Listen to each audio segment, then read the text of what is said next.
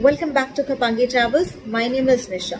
आज हम लोग बात करने वाले हैं सर्बिया वीजा कंडीशंस और डॉक्यूमेंटेशन के बारे में। बिफोर आई स्टार्ट, अगर आप इसके न्यू दर्शक हैं तो प्लीज इसे लाइक और सब्सक्राइब कीजिएगा, साथ में बेल आइकन भी दबाना बिल्कुल मत भूलिएगा।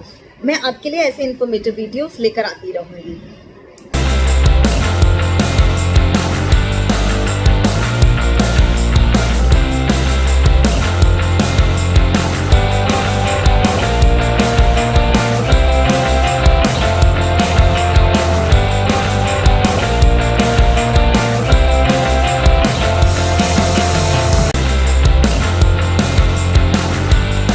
चलिए बात करते हैं सर्बिया के बारे में। सबसे पहली बात यह है कि इंडियंस के लिए अच्छी चीज़ है, एक्चुअली इंडियंस के लिए वीज़ा की रिक्वायरमेंट नहीं होती है, तो आप वहां पर आराम से जा सकते हैं और वीज़ा और अराइवल है तो कोई दिक्कत नहीं आती। नेक्स्ट पॉइंट आता है इसके बारे में। इमिग्रेशन प्रोसेस जो है, एक्चुअली मैंने पहले भी बताया हुआ है, इमिग्रेशन अथॉरिटी जो है वो एक अपना सेपरेट अथॉरिटी है। आपके पास वीज़ा हो ना हो वो उससे उनको इम्पैक्ट नहीं पड़ता है, उनका अपना अलग चेकिंग करने का प्रोसेस होता है। तो इमिग्रेशन क्लियर करते वक्त हमें किन किन चीज़ों का ध्यान रखना चाहिए और वो आपको डिबोर्ड ना कर दें, तो क्या क्या पेपर्स आपके पूरे होने चाहिए, चलिए उसके बारे में बात करते हैं। इमिग्रेशन ऑफिसर्स के लिए सबसे पहला पॉइंट होता है कि आपका पासपोर्ट। आपके पासपोर्ट पे अगर ट्रैवल हिस्ट्री है तो वह आपके लिए प्लस पॉइंट हो जाता है। ऐसा नहीं है कि फ्रेश पासपोर्ट को इमिग्रेशन में बहुत ज़्यादा दिक्कत आती है, मगर स्टिल अगर आपके पास थोड़ा सा ट्रैवल हिस्ट्री है तो वो एक प्लस पॉइंट हो जाता है आपके लिए और आपको डिबोर्ड होने के चांसेस कम हो जाते हैं। नेक्स्ट पॉइंट होता है आपके पास डॉक्यूमेंट्स पूरे होने चाहिए। डॉक्यूमेंट्स पूरे होने चाहिए जैसे कि आपके पास होटल का बुकिंग, कंफर्म बुकिंग होना चाहिए, क्योंकि ये भी वो चेक कर सकते हैं, तो इसीलिए आपके पास कंफर्म बुकिंग होना चाहिए। आप फ्लाइट्स जो है आपकी रिटर्न टिकट भी होनी चाहिए, और अगर आप सपोज अगर आप यहाँ सर्बिया से आगे कहीं ट्रैवल कर रहे हैं तो आगे का भी आपके पास में टिकट होना चाहिए और वीज़ा होना चाहिए। एग्जांपल दे देती हूँ, जैसे आप सर्बिया से यूक्रेन जा रहे हैं तो हम इंडियंस के लिए जैसे कि यूक्रेन का वीज़ा रिक्वायर्ड होता है, तो इसी तरह से अगर आप पहले से ही यूक्रेन का आपके पास वीज़ा होना चाहिए, सर्बिया से यूक्रेन के लिए फ्लाइट टिकट होनी चाहिए और वहाँ से रिटर्न का फ्लाइट है तो वो भी होना चाहिए। इस तरह से आपके पूरे डॉक्यूमेंट्स। थर्ड पॉइंट जो है वो है आपकी ट्रैवल आइटनरी। ट्रैवल आइटनरी जो है आपकी comprehensive day to day wise होनी चाहिए। उसमें क्लियर आपका लिखा होना चाहिए कि आप पर डे क्या करने वाले हैं, कैसे करने वाले हैं, और कोई फेक नहीं लगनी चाहिए, मतलब बहुत एक्स्ट्रा भी ना हो और बहुत कम भी ना हो। ये मैंने पहले भी अपनी वीडियो में आप लोगों को बताया है कि प्लीज आइटनरी जो है वो बहुत आपकी एक प्रैक्टिकल आइटनरी लगनी चाहिए, कि ये इमिग्रेशन ऑफिसर्स के लिए बहुत बड़ा पॉइंट होता है चेक करने का, तो प्लीज आप इस चीज को भी जरूर ध्यान दीजिएगा। नेक्स्ट पॉइंट है वो एक्चुअली उन लोगों के लिए है जो कि अपने रिलेटिव्स के पास या फ्रेंड्स के पास जाना चाहते हैं। ये एडवाइसेबल है, वैसे इट्स नॉट इम्पॉर्टेंट, बट जो इमिग्रेशन है उसको क्लियर करने के लिए ये पॉइंट काफी हेल्पफुल रहता है। अगर हो सके तो प्लीज आप किसी होटल का चीप, जो मतलब सस्ते होटल हों उनका बुकिंग ले जाएं, या फिर किसी लाउंज का बुकिंग ले जाएं। ऑब्वियसली आप अपने रिलेटिव के पास ही रुकने वाले हैं, पर ये आपके लिए एक बहुत प्लस पॉइंट रह जाता है। नहीं तो अदरवाइज आप जिनके यहाँ रुकने जा रहे हैं उनके पेपर्स बनाने में बहुत क्वेश्चनिंग हो जाती है, फिर प्रॉब्लम क्रिएट होता है इमिग्रेशन के टाइम पे। तो बेटर ये है कि अगर आप कंफर्म किसी लाउंज का, जो कि बहुत एक्सपेंसिव ना हो, अफोर्डेबल हो आपके लिए, इस तरह के होटल्स का, अराउंड 2 स्टार्स होटल का, इस तरह के अब आराम से बुकिंग मिल जाती है आपको, आप उनके कंफर्म बुकिंग ले जा सकते हैं। नेक्स्ट पॉइंट जो है इमिग्रेशन क्लियर करने के पॉइंट ऑफ व्यू से वो है इनफ कैश।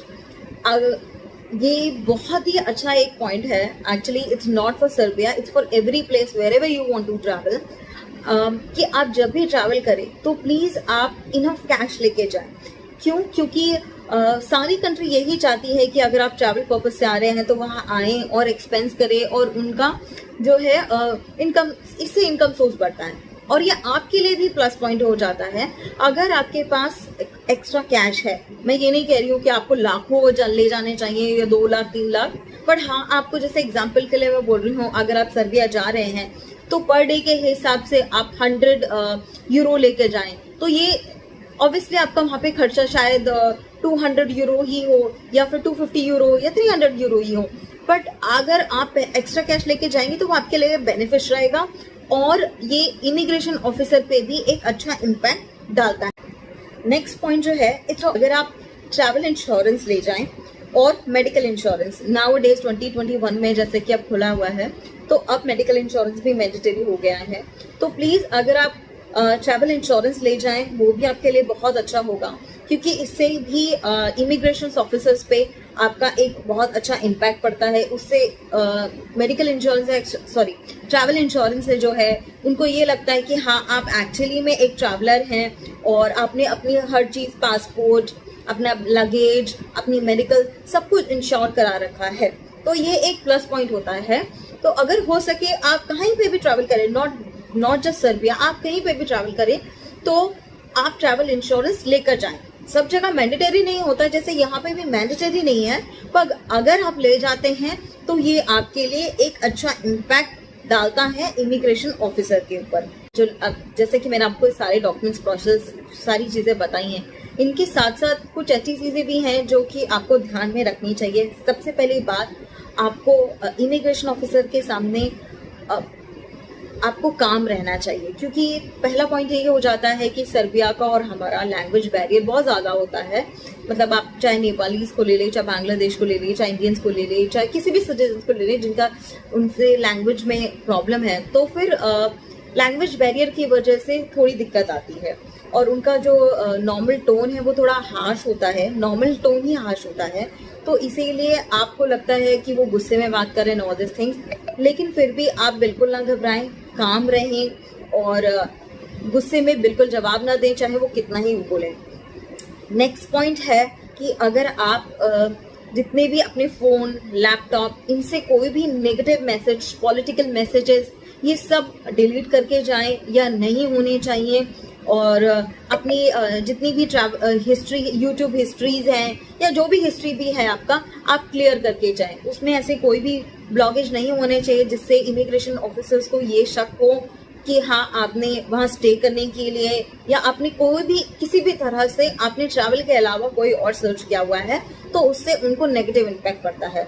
और ऐसा होता है कि वो लोग आपका फोन भी देख सकते हैं, आपका लैपटॉप भी देख सकते हैं, तो प्लीज अगर ऐसा कुछ है तो उसे क्लियर करके जाएं, ताकि आपके ऊपर इन छोटी छोटी चीजों की वजह से आपका इमिग्रेशन क्लियर नहीं।